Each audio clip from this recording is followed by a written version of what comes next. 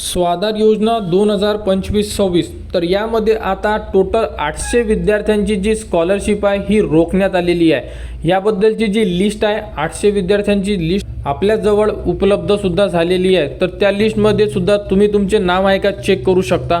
ती लिस्ट तुम्हाला आपल्या टेलिग्राम चॅनलवर देण्यात येणार। तर बघू शकता अशा प्रकारे टोटल 800 विद्यार्थ्यांची लिस्ट आहे आणि ही लिस्ट पुणेमध्ये शिकत असलेल्या विद्यार्थ्यांची लिस्ट आहे, ज्यामध्ये त्यांनी स्वाधार योजनेचा फॉर्म भरलेला असेल 2025-26 साठी।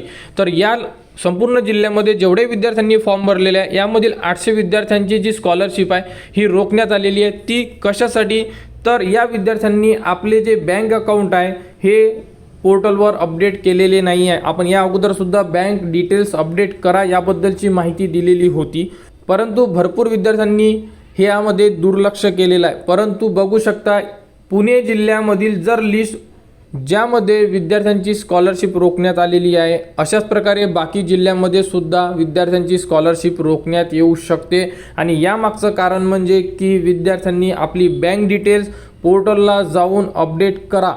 जे विद्यार्थी करणार नाही त्यांची स्कॉलरशिप थांबवल्या जाऊ शकते आणि त्या जिल्ह्याची सुद्धा लिस्ट उपलब्ध केली जाऊ शकते। तर तुमच्यासोबत असे व्हायला नको, त्यामुळे आपली बँक डिटेल्स ॲड करा। बँक डिटेल्स ॲड कशी करायची या संदर्भात संपूर्ण अपडेट आपण याच व्हिडिओमध्ये बघणार आहे।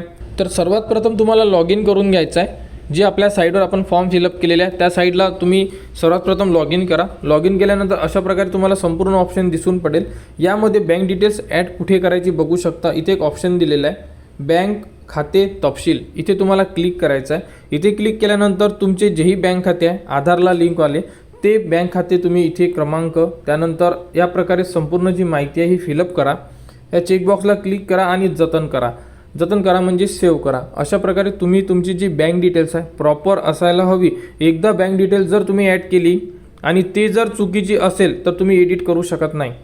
त्यामुळे बँक डिटेल्स टाकताना एकूण एक जेही वर्ड असेल, तुमचा बँक अकाउंट नंबर, तुमचे नाव, तुमची डिटेल्स ही चुकायला नको।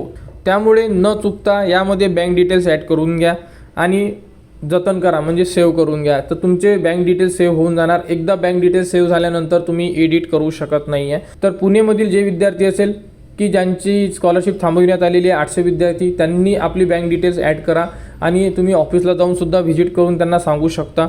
बाकी जिल्ह्याचे जे विद्यार्थी आहे त्यांनी आपण जसे या व्हिडिओमध्ये सांगितले या प्रकारे तुम्ही बँक डिटेल्स ॲड करून घ्या, जेणेकरून तुमची जी स्कॉलरशिप आहे ही थांबविण्यात यायला नको।